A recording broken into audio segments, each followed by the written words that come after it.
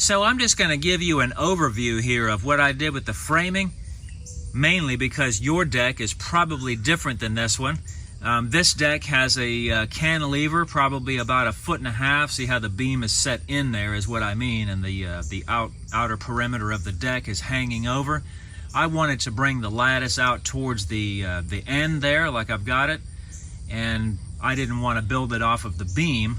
So I've got these 45-degree braces going back, but if your deck is 6 or 7 feet tall, that's not going to work. You're going to be very flimsy if you do it this way with the height of the deck. So you may have to dig footers in the ground to have something to attach to. I suppose you could drill a hole in the bottom there and put some rebar down in the ground and kind of pin it to the ground. I guess that would work. There's a lot of ideas on the internet of different applications, so you may be able to find one that applies to you. But this is what I did on a short deck. I'm still going to do the stair enclosure down there yet. I just haven't got down there to it yet. And I've got a door here that I've made for the crawl space because there's a crawl space under here. So I'm going to wait and put the hinges on the door after the lattice is on. All right, so that's that. And what I've done here to make this work is I've kind of run these verticals up behind the band board so that the lattice will attach here. All right, I've got some of these 45-degree angles here. You're going to have to figure something like that out if you have yours. And just any way you can attach the structure is going to work good. I've got another angle over here. All right, so that's just one idea right there. And I'm going to continue on by putting the lattice on. I'll show you a little bit of that. You got to be careful when cutting lattice because it likes to splinter. And if you use a very aggressive saw blade, you might as well forget it. All right, so as I was saying before, you're going to need a very fine tooth saw blade that kind of cuts back on the kicking and splintering that lattice has a tendency to do. Wood is even worse than plastic, so if you're working with wood, if you don't have a fine saw blade, you're just going to have a really hard time with it.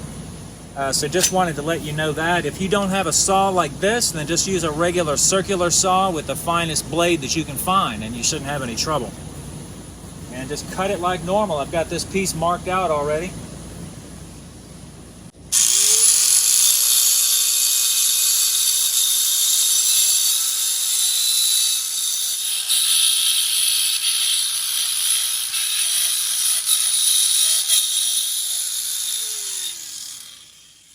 Alright, so I usually just use a little crown stapler like this.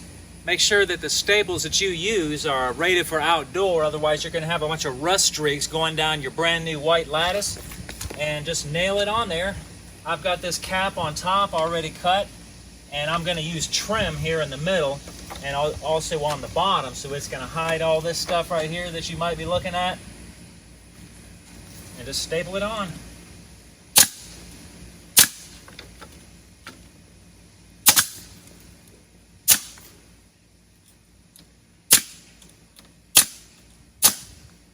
That's all there is to it. I'm going to use my 15 gauge trim nailer for the top right here. Okay, we're almost done here, but before I show you what the whole thing looks like, you may notice all the mud splashing up on the lattice. You may have this problem too if you've got lattice or mud next to your lattice.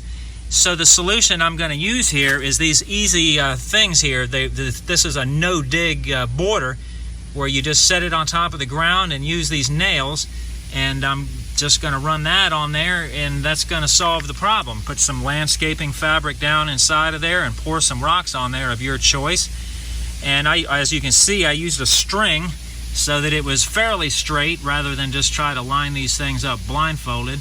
All right, so I just wanted to show you that, and I'll be back here in a second when I get this all done. Okay, so I just wanted to show you the finished product. I had to make a door here, and the way the ground went, it was going to have a problem opening out, so I just made it open in. See right there, no problem, no conflict. And I took some 1x4s and cut them in half on the table saw, That way I saved a little bit of money on the trim and just used the 1x4 cut in half, and it worked just perfect.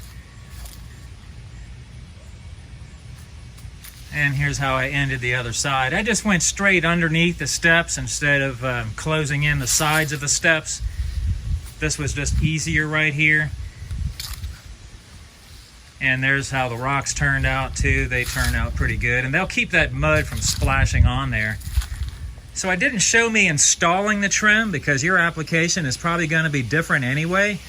I just used a 15 gauge brad gun is all I used on that finishing nailer. So that's about it. Thanks for watching.